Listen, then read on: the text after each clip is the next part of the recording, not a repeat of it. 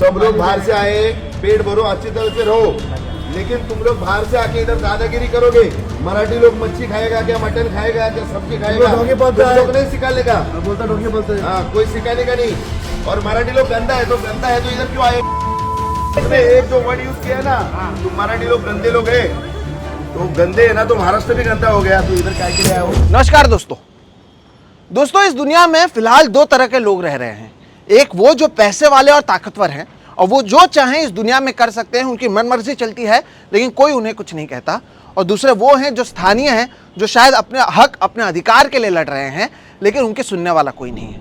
दुनिया की अगर बात करें तो एक उदाहरण मैं आपको देता हूँ इजराइल का। इजराइल के लोग ताकतवर हैं, उनके पास पैसा है, उनके पास बिजनेसेस है और दिन रात वो पैलेस्टीन पर बमबारी कर रहे हैं लेकिन कोई कुछ नहीं कहता।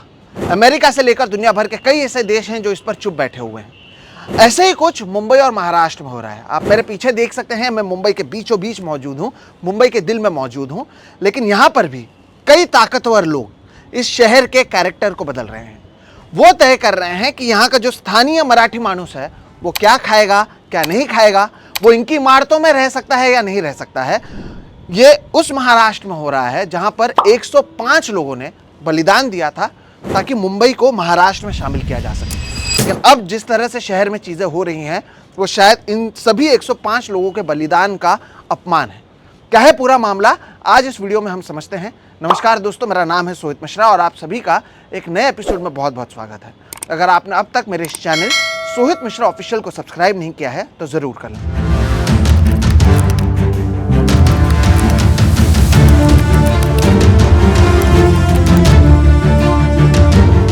दर्शकों, सबसे पहले आपको बताते हैं कि हुआ क्या जिसकी वजह से मैं ये वीडियो बना रहा हूँ। दरअसल मुंबई के बीचों बीच एक जगह है जिसका नाम है घाटकोपर। ये गुजराती और जैन बहुल इलाका है और यहाँ पर तमाम बिजनेस करने वाले लोग या गुजराती समाज से आने वाले लोग, जैन समुदाय से आने वाले लोग यहाँ पर रहते हैं। अब यहाँ पर एक घटना जो है वो बहुत वायरल हो गई। यहाँ पर एक मराठी दंपति जो एक बिल्डिंग में रह रहे थे, उसी बिल्डिंग में रहने वाले एक गुजराती समाज के शाह ने उनसे कहा कि तुम मराठी लोग गंदे होते हो, तुम लोग मटन मांस मछली खाते हो, तुम बहुत गंदे होते हो। एक तरीके से मराठी मानुस को ये कहा गया कि अरे तुम क्यों मांसाहारी हो, तुम लोग बहुत गंदे होते हो। जबकि अधिकांश लोग जो महाराष्ट्र के मूल निवासी हैं, जो मराठी मानुस हैं, वो मांसाहारी होते हैं। ये मामला बड़ा बन गया, जिसके बाद महाराष्ट्र नवनिर्माण सेना के वहाँ के जो स्थानीय नेता हैं वो वहाँ पर पहुँचे, उन्होंने हंगामा किया और एक तरीके से चेतावनी दी कि मुंबई और महाराष्ट्र में आप नहीं बताओगे कि क्या खाना चाहिए क्या नहीं खाना चाहिए। सुनिए वहाँ पर क्या कहा महाराष्ट्र नवनिर्माण सेना के इस जो स्थानीय नेता हैं राज पाटे, उन्होंने। ये जो है मुंबई है हमारे महाराष्ट्र लोगों की, सब लोग बाहर से आए, पेट भरो, अच्छी तरह से रहो। लेकिन तुम लोग बाहर से आके इधर दादागिरी करोगे। मराठी लोग मच्छी खाएगा क्या, मटन खाएगा क्या, सब्जी खाएगा, तुम लोग नहीं सिखाने का। बोलता डोंगे बोलते हैं। हाँ, कोई सिखाने का नहीं। और मराठी लोग गंदा है तो गंदा है तो इधर क्यों आए? तुम्ही काय हो मराठी मराठी मळमळीत बोलताय? त्यांच्या जोडीला जोडी आहे तुम्ही, बोलून घ्या ना त्याला, बोलवा ना मग. बोला आणि हा पोल कसला पोल लावला पाहिजे काय मतदानाला उभा आहे का? मेसेज पण 3 दिवस आम्ही पण सगळे मराठी माणसं येतो आणि इथे थांबतो. सगळे येऊ का इकडे? काय बोलू? सगळे बोलू का? पोल हेला मी काही बघतो काही गोष्टी. अरे पोल हे उसको बोल, हे त्याला बोल हा पोल बनवलाय ना तू. आम्ही काय बाहेर निघून नाही देणार त्यांना. कामाला जातील प्रत्येक वेळी ऐकून घ्यायचंच नाही काय. मच्छी मटण खायचं ते हे लोक साखर अरे आम्ही शांत बसतो, याचा अर्थ असं नाही बोलत जाणार. अनिकेत आहे ना पांढरे. क्या है कि हर एक आदमी पेट भरने के लिए आया इधर, हर एक आदमी अपन पेट भरने के लिए आया, बराबर. लेकिन ये मुंबई जो है, मुंबई जो है, ये महाराष्ट्र में हम लोग की पीढ़ी यहाँ से यहाँ पे है. आप लोग बाद में आ गए. कोई किसी को कभी बोला आप लोग क्यों आए, क्या कहे? उल्टा गुजराती मारवाड़ी लोग की कंपनी है, मराठी लोग उसमें नौकरी करते हैं. बात क्या है कि आप आओ, बड़े बनो, सब करो, लेकिन आप बोलोगे कि मराठी लोग क्या खाने का, मच्छी नहीं खाने का, मटन नहीं खाने का। एक मिनट मेरी बात किसी को सुनो। रिस्ट्रिक्शन नहीं दिया है सर, ये हमारा तो जो शाह कोण आहे मराठी आदमी गंदे लोग आहे। मला सांगा मराठी आदमी गंदा आहे तो कसा बोलतो? तो कसा ओरडून बोलत होता, त्याला काय नाही बोलला, हळू बोला. तो त्याला बोला पहिले, नंतर आम्हाला बोला. पहिले त्याला बोला. हा विषय इथं थांबवा. तुमचा जो कोण शाह आहे ना, शाह, त्याला तुमच्या भाषेत समजवा. गुजरातीत समजवा, मारवाडीत समजवा, त्याला कुठली भाषा आहे ती समजवा. आणि दुसरी गोष्ट, परत जर मराठी माणसाच्या नादाला लागलात, जर मराठी माणूस चुकतोय ना, तर सोसायटी म्हणून त्याची चूक दाखवा. पण 2-4 जण मराठी जर ह्या घरा बिल्डिंग मध्ये राहतात आणि तुम्ही सगळे जर एका समाजाचे मिळून दादागिरी करत असाल, सांगतोय तुमच्याकडे पैसा आहे, सगळं आहे, ताकद दाखवाल. थांब एक मिनिट. पण 4 जण येत नाही तर 4 जण, तुम्ही जास्त 100 जण असाल, पण त्या 4 जणांसाठी ना इथं 4000 येतील. तेव्हा तोडून द्यायचं आणि तयारी ठेवायची. शॉर्टकट मध्ये सांगतोय. जगदूशा नगर मध्ये पण असाच अतिरेक चालला होता. मराठी माणसांनी जेवण नॉनव्हेज नाही बनवायचं, लोक हॉटेलमधनं गपचूप पार्सल आणून चोरासारखे खायचे. नाही मैं उधर की बात कर रहा हूँ.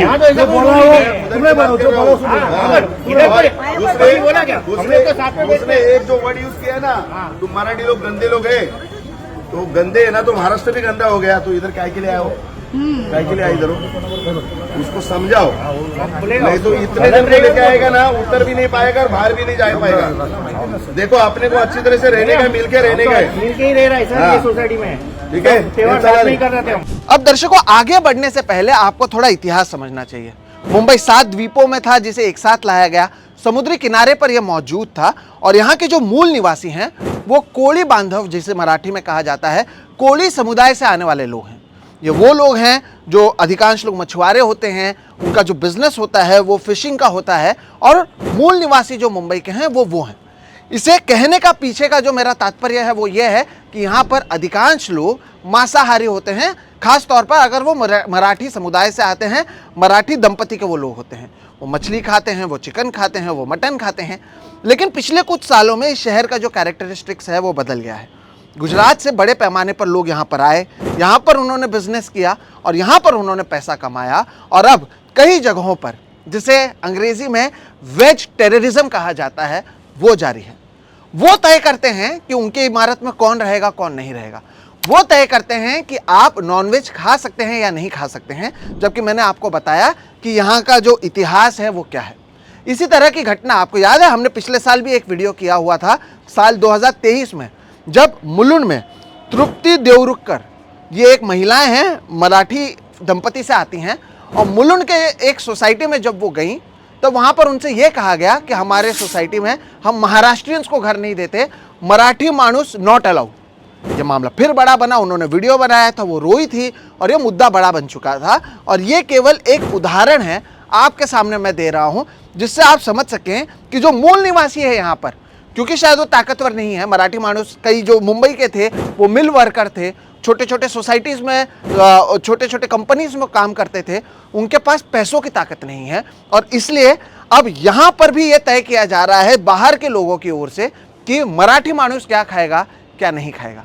तृप्ति देवरुखकर एक अकेले उदाहरण नहीं है. हाल ही में आपको मैं बता दूं, आरएसएस के जो नेता है भैया जी जोशी घाटकोपर में मौजूद थे.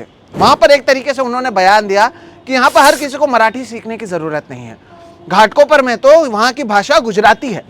फिर एक मुद्दा बड़ा बन गया, और एक तरीके से आप समझ सकते हैं कि महाराष्ट्र में अब मराठी बनाम गुजराती का जो मुद्दा है वो बहुत बड़ा बनता जा रहा है. बाद में उन्होंने माफ़ी ज़रूर मांगी, लेकिन एक तरीके से इस शहर पर किसका हाथ है वो समझ सकते हैं. हाल ही की अगर बात कर रहे हैं तो जहाँ पर मैं मौजूद हूँ, मुझे नहीं पता आपको पीछे दिखेगा या नहीं, अंबानी साहब का घर यहाँ पर है, अदानी जी को तो धारावी दे दिया गया है.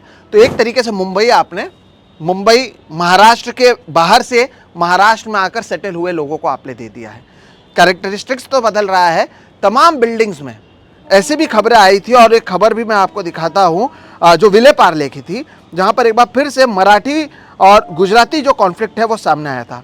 विले पार्ले के एक इमारत में अगर आप महाराष्ट्रियन हैं तो आपको एक अलग रेट्स दिखाए जाते थे, महंगे दामों में बेचा जाता था, इस थॉट के साथ कि अरे ये तो मांसाहारी है, ये तो नॉनवेज खाएगा. और इस बिल्डिंग में सब प्योर वेज लोग रहते हैं. यहाँ पर कोई नॉन वेजिटेरियन नहीं चाहिए।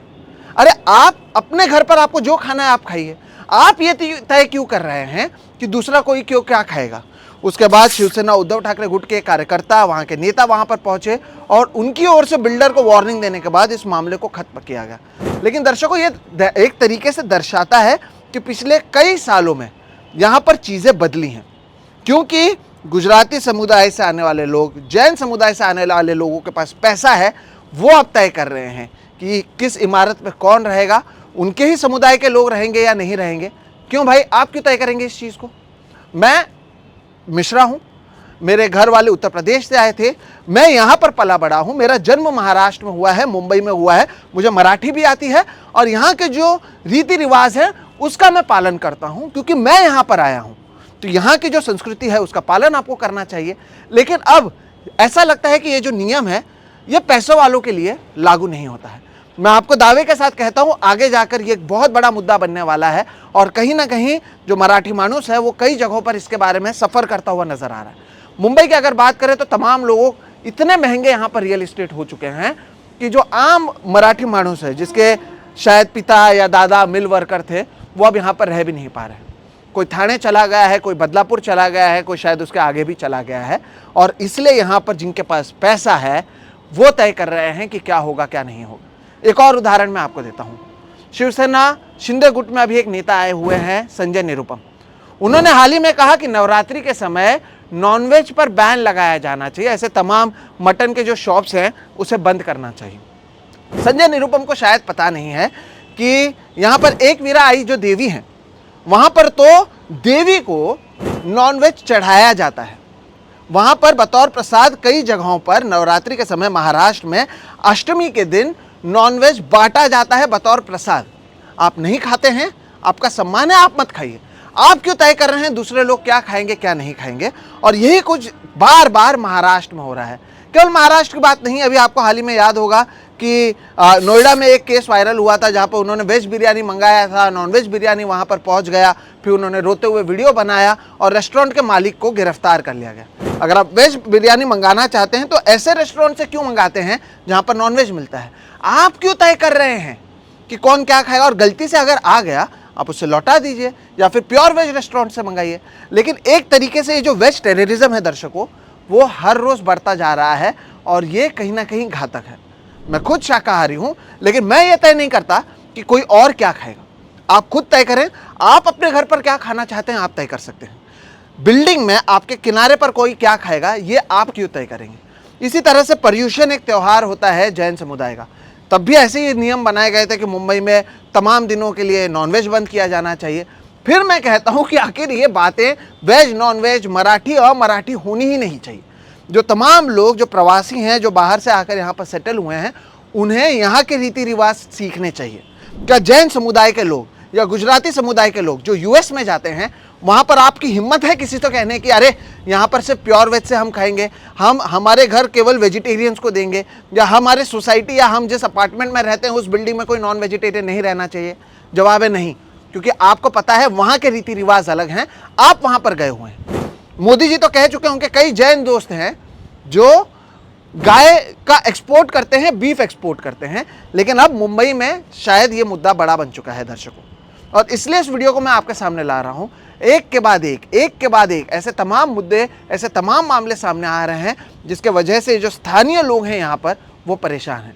मसलन के तौर पर बांद्रा के कार्टर रोड में समुद्री किनारा है, वहाँ पर बड़े पैमाने पर कोली समुदाय के लोग रहते हैं। वहाँ पर एक कार्टर रोड का एक किनारा जो है, वहाँ पर ऐसा कहा गया था और अभी भी कहा जा रहा है वहाँ पर कि वहाँ पर खार डंडा के यहाँ पर एक फूड प्लाजा बनाया जाएगा, खार डांडा के यहाँ पर, जहाँ पर वहाँ के जो कोली लोग हैं वो अपने फिशेस को बेचेंगे और उनका जो घर है वो चलेगा। लोग वहाँ पर नाराज़ हो गए, अरे यहाँ पर क्यों फूड प्लाजा बनाना चाहिए? अगर आप खार डांडा पर जाएंगे, उस कार्टर रोड पर जाएंगे, तो आप पाएंगे कि तमाम बड़े कॉफ़ी शॉप्स, तमाम बड़े रेस्टोरेंट्स वहाँ पर मौजूद है, लेकिन एक किनारे पर जो स्थानीय लोग हैं, जब उनके लिए बीएमसी की ओर से चीज़ें बनाई जा रही हैं तो उसका विरोध किया जा रहा है। ऐसे तमाम घटनाएं बार बार हो रही हैं जिसकी वजह से अब बाहर के लोग ये तय कर रहे हैं कि मराठी मानुस क्या खाएगा क्या नहीं खाएगा। इतिहास की मैंने आपको बात की कि 105 लोगों ने अपना बलिदान दिया। मुंबई को गुजरात में शामिल करने की कोशिश की जा रही थी, 105 लोग शहीद हुए जिसके बाद मुंबई महाराष्ट्र में जुड़ा है। लेकिन केवल मुंबई नहीं, आप पुणे चले जाइए, आप तमाम मेट्रो सिटीज़ में चले जाइए, उसका कैरेक्टरिस्टिक्स बदल रहा है और इसी के खिलाफ जो स्थानीय लोग हैं वो विरोध कर रहे हैं। मैं ये भी मानता हूं कि जो राज ठाकरे की ओर से बैंक में लोगों को मारा जा रहा है क्योंकि उनको मराठी नहीं आती, वो पूरी तरह से गलत है। आप वायलेंस का इस्तेमाल नहीं कर सकते अपने बातों को रखने के लिए, लेकिन दूसरी तरफ आप अपने पैसों का इस्तेमाल नहीं कर सकते अपनी गुंडागर्दी चलाने के लिए। आप तय नहीं कर सकते कि कोई वेजिटेरियन होगा या नॉन वेजिटेरियन होगा। और ये तमाम उन लोगों के लिए जो शायद अब मेरी बात से राजी हो रहे हैं, शायद आप मराठी समुदाय से हैं, आप मराठी दंपति से हैं और आप शायद इससे राजी हो रहे कि नहीं ये बात तो बिल्कुल सही कह रहा है। आपको खुद को सोचना चाहिए, क्या आपने अपनी इमारत में कहीं पर ये तो नहीं कहा कि मुसलमान अलाउड नहीं है? क्योंकि आपने शुरुआत ऐसे ही की, मुसलमानों को कई जगहों पर अलाउ नहीं किया गया, जिसकी वजह से वो गेटोइजेशन में रहने लग गए। पहले मुसलमानों से शुरुआत हुई, अब मराठी मानुस पर यह बात आई, आगे जाकर किसी और पर आएगी। देखिए, होता हमेशा ऐसे ही है कि ताकतवर को कोई ना कोई चाहिए होता है दबाने के लिए। जब तक आप हिंदू मुस्लिम कर रहे थे, हिंदू एक साथ थे। अब जब केवल हिंदू हिंदू हो गए तो उसमें आप वेजिटेरियन और नॉन वेजिटेरियन, गुजराती, जैन, मराठी, उत्तर भारतीय, इस तरह से अपने आप को आप बांटने लग गए हैं। और इसलिए जो ताकतवर होगा, जो ऑपरेसर होगा, वो दूसरे को दबाने की कोशिश करेगा। इसलिए अगर आप मेरे इस बात से राजी होते हैं कि मराठी मानुस जहाँ चाहिए या कोई भी जहाँ चाहे वो रह सकता है, तो ये बात मुसलमानों के लिए भी लागू होती है। आप भी सोचिएगा, आपने कहीं पर यह तो नहीं कहा कि मुसलमान अलाउड नहीं है, कि वो ऐसा करते हैं, वो वैसा करते हैं। अगर आपने कहा तो आप खुद उतने ही दोषी हैं जितने ये बाकी लोग हैं जो अपनी मनमानी चला रहे हैं। यहाँ पर सरकार से भी सवाल है कि आप चुनाव के समय मराठी जो बातें करते हैं, तमाम यहाँ पर जो स्थानीय मुद्दे हैं उसे उठाते हैं, क्या ये मुद्दा नहीं है? मैं दावे के साथ आपको कहता हूँ, अगर आप मराठी दंपति के लोगों से बात करेंगे, उनके बीच में गुस्सा है इसे लेकर, और अगर इस गुस्से को सही समय पर सरकार ने नहीं सुलझाया तो आगे जाकर दोस्तों ये बहुत बड़ा चुनावी मुद्दा उठ सकता है, ये बहुत बड़ा चुनावी मुद्दा बन सकता है। क्योंकि अब बाहर के लोग, यहाँ पर तो ये वाली नवरात्रि जो अप्रैल में मनाई जाती है उसे तो तमाम लोग मानते भी नहीं है, लेकिन संजय निरुपम यहाँ पर आकर उत्तर भारत में इसे माना जाता है, तो वो कह रहे हैं कि अरे यहाँ पर भी नॉनवेज बंद कर दो। यहाँ पर गणपति सबसे बड़ी जो गणेश चतुर्थी है वो सबसे बड़ी यहाँ पर त्यौहार के तौर पर मनाया जाता है, लेकिन पिछले 5-10 सालों में जितने रामनवमी के यहाँ पर यात्राएं निकली हैं वो पहले नहीं निकलती थी। हर एक शहर का अपना एक कैरेक्टरिस्टिक्स होता है, इस शहर के जो कैरेक्टरिस्टिक्स है उसे बदलने की कोशिश की जा रही है। वेस्ट टेररिज्म के नाम पर, पैसे वाले अपने पैसों के नाम पर टेररिज्म फैला रहे हैं, मनमानी कर रहे हैं, और ये मुंबई करों के लिए, मराठी मानुस के लिए अच्छी बात नहीं है। और मैं उम्मीद करता हूं कि इस मुद्दे को आप में से हर कोई समझेगा और इस मुद्दे के पीछे की वजह को भी आप समझेंगे। अगर आप राजस्थान में रहते हैं तो वहाँ की अपनी परंपरा है, आप उसका पालन करें, आप उसका सम्मान करें। हर जगह के जो अपने स्थानीय रिचुअल्स होते हैं उसका सम्मान करना ज़रूरी है। कुछ लोग हैं जो एक रंग में इस देश को रंगना चाहते हैं। मैं उम्मीद करता हूँ आप ऐसे लोगों से बचेंगे और कम से कम हमारे व्यूवर्स तो इस बात को मानेंगे। और क्या क्या आप लोगों ने मैं आपको बताऊं कि हमने पिछले साल एक वीडियो ज़रूर किया था और वो 1 मिलियन के ऊपर चला गया था। और ऐसे कौन से आपने भेदभाव महसूस किए हैं, आप कमेंट सेक्शन में बताइएगा। अगर आप चाहेंगे तो आप सभी के कमेंट्स को लेकर हम ना केवल वीडियो करेंगे बल्कि सरकार तक भी इस मुद्दे को पहुंचाएंगे। लेकिन दर्शकों, मुंबई करों के लिए, साथ ही साथ देश भर में ये जो वेस्ट टेररिज्म फैल रहा है, ये जो ताकतवर वालों का मनमानी यहाँ पर फैल रहा है, अदानी अंबानी तय कर रहे हैं कि धारावी के लोग कचरे पट्टी पर रहेंगे या नहीं रहेंगे, इस पर कहीं ना कहीं बात करने की ज़रूरत है और इसलिए इस वीडियो को हमने बनाया है। अगर वीडियो आपको पसंद आता है तो इसे लाइक करें, दूसरों के साथ साझा करना ना भूलें। साथ ही साथ अगर आपने अब तक मेरे इस चैनल सोहित मिश्रा ऑफिशियल को सब्सक्राइब नहीं किया है तो ज़रूर कर लें। जैसे कि मैंने कहा, कई लोग जो लिखेंगे भी कमेंट सेक्शन में, मुझे मराठी आती है, मैं महाराष्ट्र में ही पला बड़ा हूँ और मुझे गर्व है महाराष्ट्र पर और यहाँ की संस्कृति पर।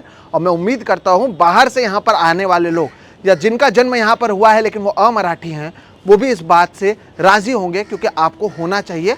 इस मिट्टी ने, यहाँ के लोगों ने आपको सब कुछ दिया हुआ है। फिलहाल इस वीडियो में इतना ही। दर्शकों, वीडियो पसंद आए तो इसे लाइक करें, ज़्यादा से ज़्यादा लोगों तक साझा करना ना भूलें। मेरा नाम है सोहित मिश्रा, आप देख रहे हैं सोहित मिश्रा ऑफिशियल। फिलहाल के लिए इतना ही, नमस्कार।